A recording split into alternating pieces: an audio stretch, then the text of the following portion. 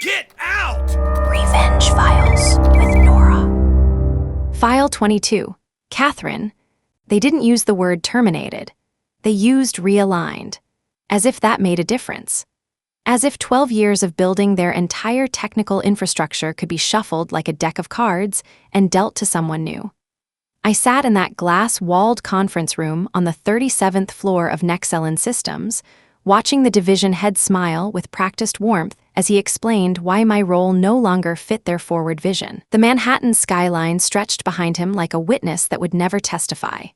What he didn't know, what none of them knew, was that every API endpoint, every authentication protocol, every single line of proprietary code that kept their multi-million-dollar platform breathing was still legally registered under my name. Not the company's name. Mine. They thought they were removing an employee. They were actually unplugging themselves from their own power source. And by the time they figured that out, it was already too late. Here's what happened. My name is Katherine Remington.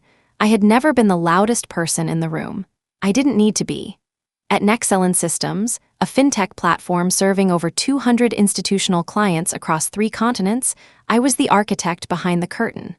Principal Architect, to be exact, though my business cards had been outdated for years.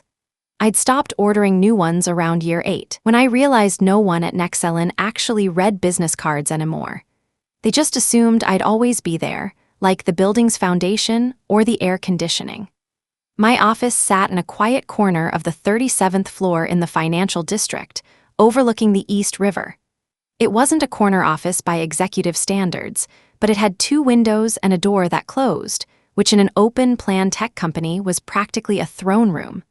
I wasn't complaining. The walls were lined with whiteboards covered in architectural diagrams, API flowcharts, and sticky notes in 3 different colors: blue for completed, yellow for in progress, red for blocked. On the morning everything changed, most of the sticky notes were blue. I arrived at 7:15, the same time I'd arrived every morning for 12 years. I'm not someone with high expectations. I like the quiet before the chaos, the hum of servers warming up, the smell of fresh coffee from the kitchenette down the hall. I'd built my routines the same way I built my systems: efficient, predictable, reliable. These were the things that mattered to me. The first sign that something was wrong came at 8:42. A calendar notification popped up on my screen. Meeting with Mitchell Grayson, division head.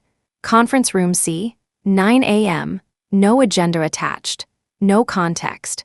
Just a time and a place. I stared at the notification for exactly 4 seconds. In 12 years, I had never received a meeting request from Mitchell Grayson without an agenda. This was quite unusual. Mitchell was the kind of executive who scheduled bathroom breaks. The absence of information was itself information. I saved my current work, a complex integration between their payment processing API and a new European banking partner, and walked to conference room C. Mitchell was already seated when I arrived. He wasn't alone. A woman from HR sat beside him, her laptop open, her expression carefully neutral. That was the second sign. I don't know if you've noticed, but HR only attends meetings when something is about to end. Mitchell gestured to the chair across from him. "Katherine, thanks for coming. Please sit." I sat. Mitchell Grayson was in his late 40s, with silver-streaked hair and a jaw that seemed designed for quarterly earnings calls. He joined Nexelon 3 years ago from a competitor, brought in to modernize operations and trim unnecessary overhead. In those 3 years, he'd replaced 4 department heads, restructured 2 entire divisions, and earned a reputation for smiling while delivering difficult news. He was smiling now. "Katherine," he began, "we've been reviewing our organizational structure as part of our ongoing efficiency initiative." I said nothing, just watched. "As you know," he continued, "the technology landscape is evolving rapidly. We need to ensure our team composition reflects our current strategic priorities." I'd heard this language before, in company-wide emails and investor presentations. Have you ever had corporate speak mean absolutely nothing to you? A vast emptiness. That emptiness engulfed my entire being, but I made a guess. These were the words of elimination. "Your role as principal architect has been invaluable," Mitchell said, "but we've determined that the responsibilities can be distributed across our existing engineering teams. We're realigning your position effective immediately." Of course I was surprised. but my expression didn't change. I'd trained myself years ago to keep my face neutral during moments of surprise. It was a survival skill in corporate environments, the ability to absorb impact without showing damage. "I see," I said quietly. "May I ask who will be assuming my responsibilities?"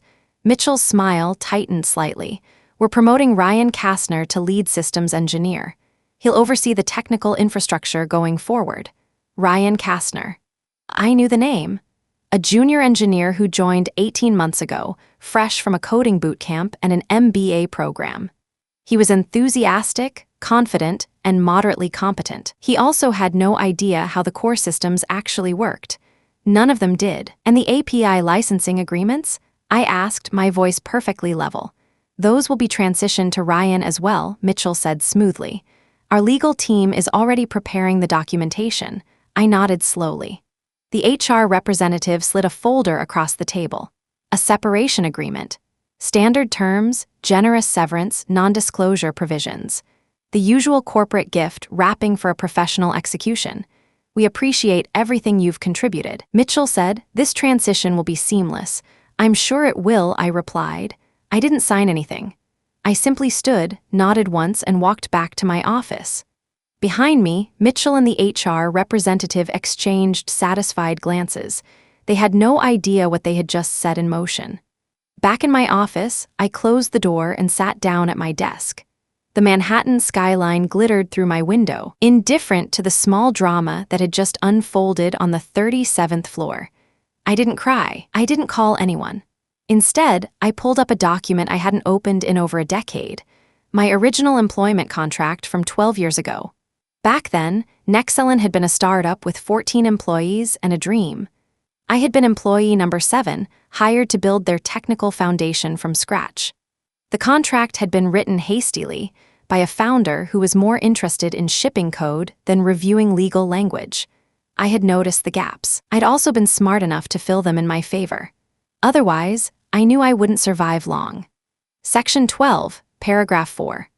All intellectual property created by the employee during their tenure shall remain the property of the company, except for any pre-existing intellectual property brought to the company by the employee, which shall remain under the employee's ownership unless explicitly transferred through written agreement.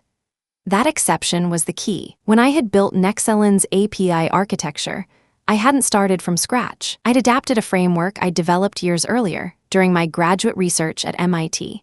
A framework I had never formally transferred to the company, the core authentication protocols, the data encryption methods, the proprietary algorithms that processed millions of transactions daily. All of it was built on my pre-existing intellectual property, and all of it was still legally mine. I opened another file. The licensing agreement I'd drafted 6 years ago, when Nexelon had expanded into international markets and needed formal documentation of their technical infrastructure.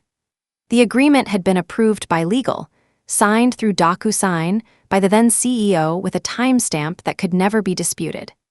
It specified, in precise legal language, that certain core components of the Nexelon platform were licensed from Katherine Remington as an individual intellectual property holder. The license was renewable annually. The current renewal was due in 38 days. If not renewed, the license would terminate. And if the license terminated, Nexelon would lose the legal right to operate their own platform. Even though I didn't expect it, I was already aware that something like this could happen at any moment. I knew what I needed to do, and I was prepared. I saved both documents to an encrypted external drive. Then I began drafting an email to my attorney. Outside my window, the sun was beginning its afternoon descent over the harbor. I got lost in this stunning view for a while. The city kept moving, cars and pedestrians and ferries, all of them unaware that somewhere on the 37th floor, a woman was quietly preparing to dismantle an empire that had just tried to erase her. The next morning, I returned to clear out my office. Security had been notified. A young guard with an apologetic expression escorted me through the lobby, past the reception desk where I'd once known everyone's name, up to the 37th floor where my career had lived and died. My office had already been partially dismantled. Someone had removed my whiteboards. My architectural diagrams were gone. Only the furniture remained, along with a few personal items boxed up and waiting by the door. Ryan Kastner stood in the hallway, watching me with barely concealed satisfaction. He was holding a tablet, scrolling through what looked like system documentation. My documentation. "Katherine," he said, voice dripping with artificial courtesy, "I wanted to thank you for all your work here. I know this transition must be difficult." "Transition, huh?" I thought to myself. I met his eyes without expression. "The authentication protocols in Section 7 need to be renewed every 90 days. The API licensing agreements require annual certification. Don't forget." He waved his hand dismissively. "I'm sure I'll figure it out. We're actually planning to modernize the whole system, make it more agile, less dependent on legacy architecture." I picked up my box of belongings. Good luck with that. I walked to the elevator without looking back. Behind me, Ryan was already on the phone with someone, laughing about something I couldn't hear, probably celebrating his promotion. Probably convinced he'd just inherited a kingdom. He would soon understand what he had inherited. The elevator doors closed, and I left Nexelon Systems for the last time, or so they thought. That evening, my phone buzzed with a text from Samuel Reyes. "They have no idea what they've done," it read. "I'll keep you posted." Samuel had been my closest ally at Nexelon for 8 years.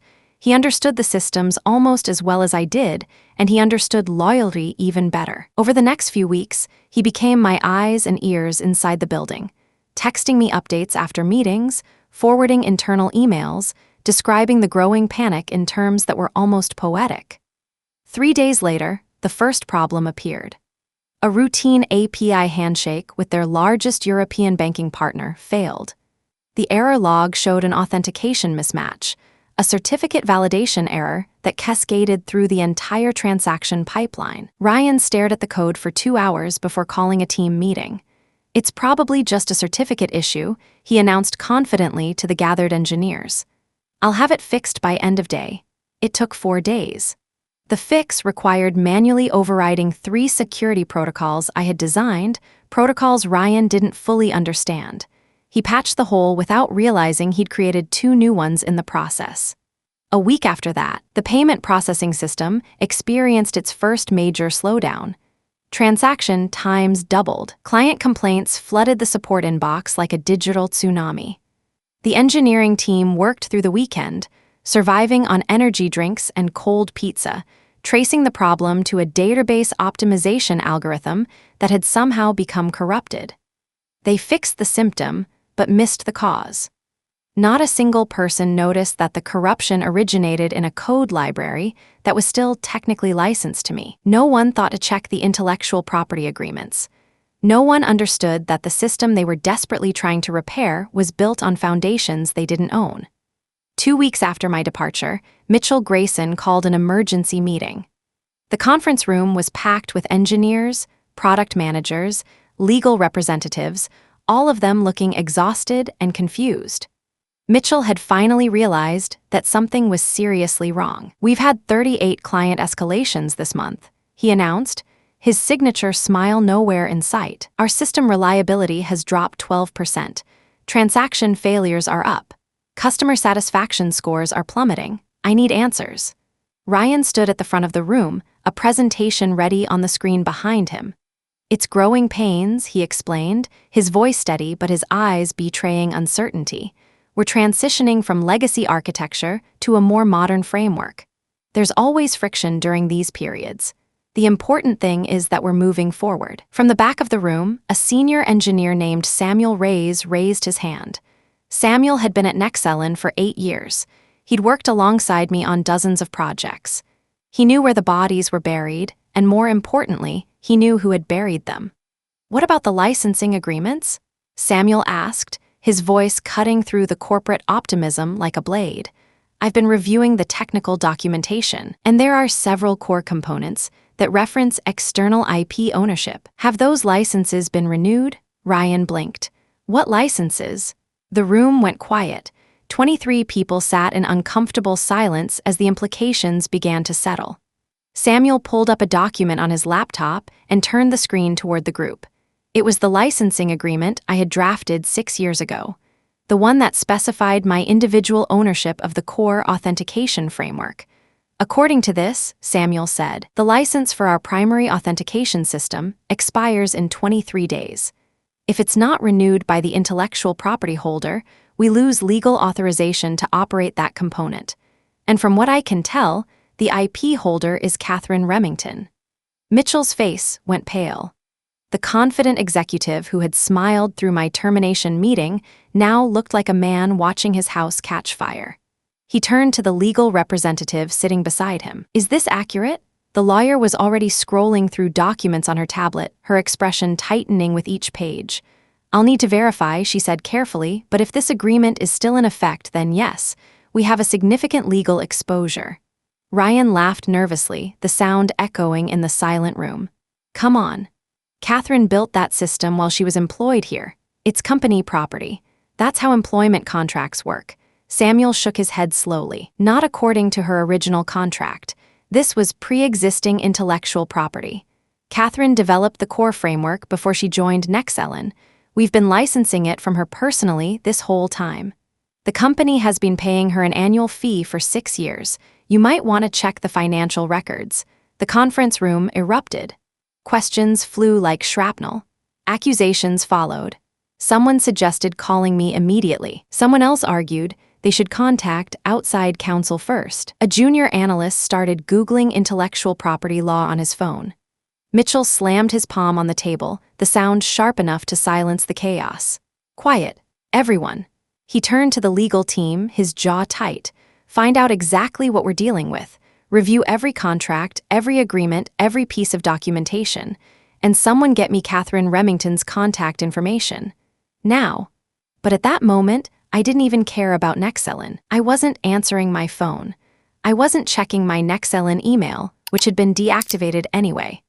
I was sitting in my apartment on the Upper West Side, drinking chamomile tea and watching the license renewal deadline approach like a slow-moving train heading toward an unfinished bridge.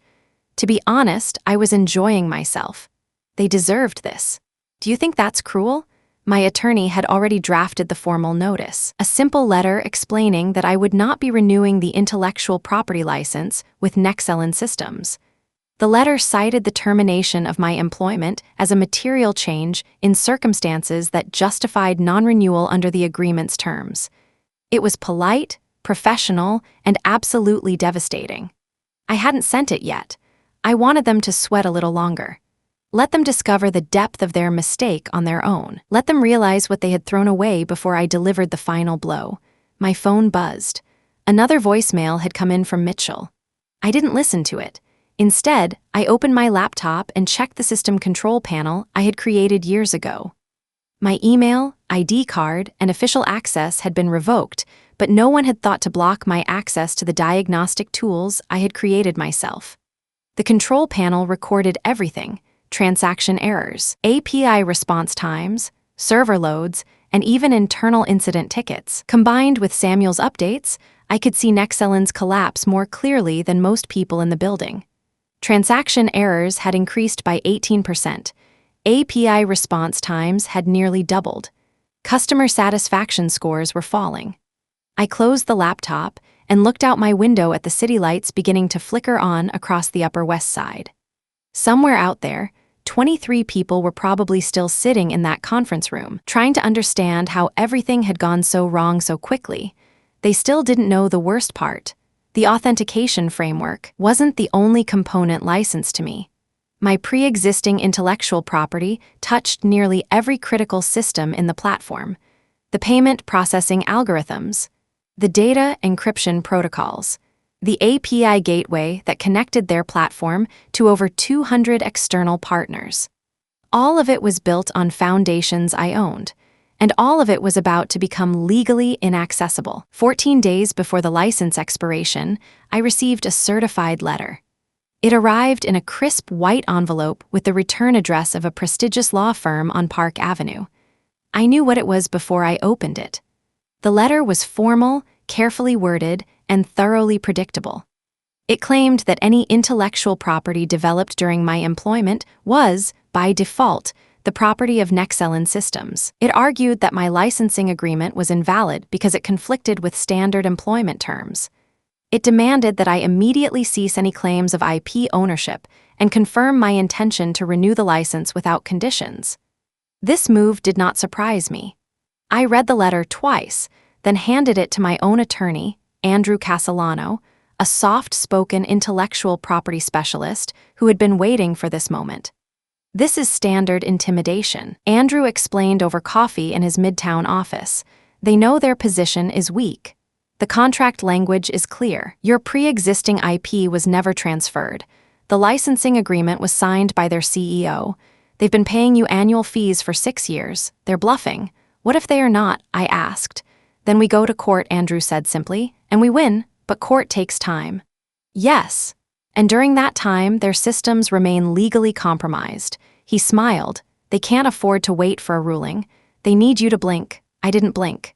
Instead, I authorized Andrew to send a response. The letter was polite, professional, and absolutely devastating. It outlined the legal basis for my IP ownership.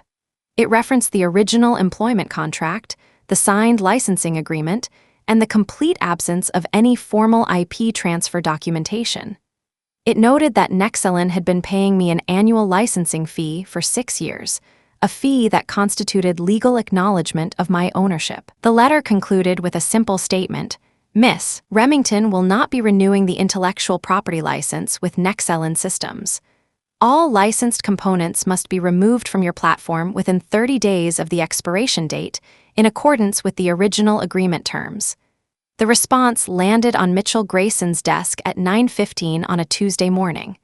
By 9:30, he was on the phone with the board. By 10, an emergency meeting had been called. By noon, Nexelon's stock price had dropped 4% on rumors of a regulatory compliance issue. No one outside the company knew the real reason yet, but inside the 37th floor, the atmosphere had shifted from concern to barely controlled panic. Ryan Kastner was no longer laughing. He sat in his office with the door closed, reviewing system architecture documents he didn't understand, looking for some solution that didn't exist. Mitchell paced the hallways, phone pressed to his ear, snapping at anyone who made eye contact. The HR representative who'd sat in on my termination meeting had taken a sudden personal day. Smart woman. Only Samuel Reyes seemed calm. He'd seen this coming. He'd tried to warn them weeks ago, but no one had listened. Now he was quietly updating his resume, just in case the whole ship went down. The board met again that night in an emergency session. The discussion was heated enough to be heard from the entire floor. They didn't want to admit they were in a battle they had lost from the start. Some members wanted to fight. They argued that backing down would set a dangerous precedent, would make the company look weak. Others pointed to the technical reality. Restoring the affected systems would take at least 18 months and cost millions of dollars. Money they didn't have, time they couldn't afford. One board member, a former tech executive named Patricia Monroe, asked the obvious question: what does she actually want? Silence. No one had thought to ask. They'd been so focused on legal strategies and damage control that they'd forgotten to consider the simplest solution: negotiation. Patricia continued: "Has anyone actually talked to this woman? Not threatened her. Talked to her. Asked her what she needs." More silence. Mitchell shifted uncomfortably in his chair. His pride was preventing him from talking to me. "Fine," Patricia said. "Then I will." The next morning, I received an unexpected phone call from Patricia Monroe, a name I recognized from industry conferences but had never met personally. "Katherine," Patricia said, her voice measured and professional, "I'm calling on behalf of the Nexelon board. I understand you've been through a difficult experience, and I wanted to reach out personally." I listened, saying nothing. "I'm not here to make demands or threats," Patricia continued. "I'd like to understand your perspective. Would you be willing to meet?" I considered the offer. Patricia Monroe had a reputation for fairness, for cutting through corporate politics and finding practical solutions. She was also the only person from Nexelon who hadn't tried to intimidate me. "All right," I said. "When?" "Tomorrow," Patricia replied. "Anywhere you'd like." I chose a small cafe in the West Village. Neutral ground. Quiet enough for conversation, public enough for safety. We met at 10 in the morning. Patricia arrived alone, dressed simply, carrying no briefcase. She ordered tea and waited for me to speak first. "You know what happened," I said eventually. "I gave that company 12 years. I built their foundation. And when they decided I was inconvenient, they threw me away like I was nothing. No discussion. No warning. Just realigned. Patricia nodded slowly. I didn't know the details until last week. Mitchell managed the restructuring. The board approved the budget reductions in principle, but we weren't involved in individual personnel decisions. She paused. That was our mistake. I studied her face. You can never be sure, but I was looking for signs of deception, of corporate manipulation dressed up as empathy. I found none. What happens now? I asked. Patricia set down her cup. That depends on you. You have leverage, significant leverage. You could let the license expire and watch the company struggle to rebuild. That's your legal right. She met my eyes, but I'm hoping there's another path. I waited. Here's what I can offer, Patricia said. Full reinstatement of your position with back pay. A formal apology from the executive team, documented and distributed internally. Mitchell Grayson's removal from any authority over technical operations, and a revised employment contract that explicitly protects your IP rights going forward. I blinked. I hadn't expected this. I'd expected more threats, more legal posturing, more corporate doublespeak. Not accountability, not actual consequences. What about Ryan? I asked. Ryan, Patricia said carefully, will be reassigned to a role more suited to his actual experience level. His promotion was premature. We recognize that now.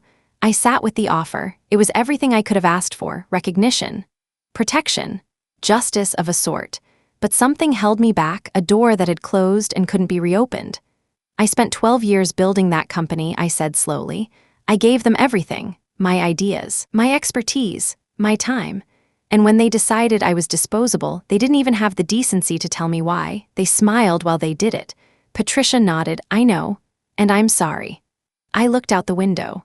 The West Village street was coming to life, morning traffic, dog walkers, delivery trucks. Normal people living normal lives, unaware of the corporate drama unfolding in this small cafe. I don't want to go back, I said finally. Patricia's expression shifted, surprised but not entirely shocked. Then what do you want? I turned back to face her. I want them to understand what they lost. Not because I'm angry, because maybe then they'll treat the next Katherine Remington differently. Maybe they'll think twice before discarding someone who built their entire operation. I paused. I'll extend the license for 6 months. That gives you time to negotiate a proper buyout of the intellectual property or develop alternative systems. But I won't return, and I won't pretend this didn't happen. Patricia nodded slowly. She seemed to understand something that Mitchell and the lawyers had missed. This was never about money. It was never about revenge. It was about dignity. About being seen. About mattering. What do you think? Fair enough, Patricia said. I'll take that to the board. We shook hands. I finished my tea and walked home through streets that suddenly seemed brighter than they had in weeks. That evening, I sat in my apartment, watching the city lights flicker to life across the skyline. My phone buzzed with a text from Andrew, my attorney. Board accepted the terms. Documents incoming tomorrow. 6 months extension, full buyout negotiation to follow. Congratulations. I read the message twice, then set the phone down. It was over. Or rather, this chapter was over. The next one was just beginning. The buyout negotiations concluded 3 weeks later. Nexelon paid $2.4 million for full ownership of my intellectual property. It was a fair price. But I knew the real cost had been much higher for the company. They had lost credibility with several major clients who'd witnessed the chaos. Mitchell Grayson had been quietly removed from his position, reassigned to a role that kept him far from any decision-making authority. A title without teeth. Ryan Kastner had resigned, citing personal reasons. The board had hired an external firm to audit their IP documentation practices and employee contracts, determined to never repeat this mistake. Patricia Monroe sent me a personal note after the final documents were signed. Thank you for your patience, it read, and for teaching us something we should have known. I hope our paths cross again under better circumstances. I appreciated that. It's not often that someone in a large corporation admits they were wrong. The day after the buyout closed, I received another unexpected call. This one was from Natalie Oduya, the CEO of a competitor firm called Ascent Technologies. Ascent was smaller than Nexelon, but growing fast with a reputation for innovation and ethical leadership. Katherine, Natalie said, I've been following your situation from a distance. I won't pretend I don't have an agenda, but I also won't pretend this is just business. I think what happened to you was wrong, and I want to offer you something better. What kind of offer? I asked, genuinely curious. Chief Technology Officer Natalie replied, full control over our technical infrastructure, equity stake, and a contract that explicitly recognizes your intellectual property rights from day one. No ambiguity. No gaps. No surprises. I was silent for a moment. I hadn't expected this. I'd assumed my next chapter would involve consulting work, maybe some independent projects, not another corporate role. I know you might be hesitant, Natalie continued. After what you've been through, I wouldn't blame you for being skeptical. But I think you'd find Ascent different. We value expertise, we value loyalty, and we pay attention to the people who build our systems. I thought about it for exactly 3 days. I reviewed Ascent's public filings, their press coverage, their employee reviews. I spoke with 2 former employees, both of whom had positive things to say. I did my full due diligence. On the 4th day, I called Natalie back. I'm interested, I said, but I have conditions. Name them. Full documentation of IP ownership from day one. Complete transparency about technical contracts. I want it crystal clear who owns what. Natalie didn't hesitate. Done. And I want input on hiring decisions for the technical team. No more promoting people before they're ready. Natalie laughed warmly. Absolutely. We've learned from watching others' mistakes. We can discuss the details over dinner. We met at a restaurant in Chelsea the following week. Over wine and conversation, we discussed vision, strategy, culture, and values. By the end of the evening, I had agreed to join Ascent as Chief Technology Officer. I started 3 weeks later. My new office was on the 26th floor of a building in Midtown with a view of Central Park. The walls were bare when I arrived. By the end of my first week, they were covered with whiteboards and sticky notes, blue for completed, yellow for in progress, red for blocked. Some habits, the good ones anyway, never change.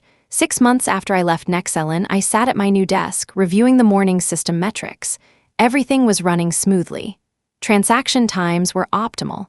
Client satisfaction scores were climbing. The architecture I was building here was clean, documented, properly contracted. My phone buzzed with an industry news alert.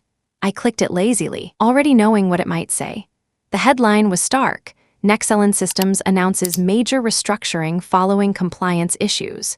The article detailed layoffs, client departures, and ongoing negotiations with regulatory bodies. The company that had once thought it could simply realign me out of existence was now fighting for its own survival. I didn't gloat. I didn't feel triumphant. I didn't even feel satisfied, not really. I just took another sip of my morning coffee, looked out at Central Park, and returned to my work. Some lessons stay with you. Here's the most important thing I learned. When they try to erase you, don't fight the erasure. Control the narrative instead. Sometimes the best revenge isn't revenge at all. It's simply refusing to disappear on their terms. Do you agree? Share your thoughts in the comments. The full blue file playlist's waiting, or discover other color files for more office revenge. See you in the next file.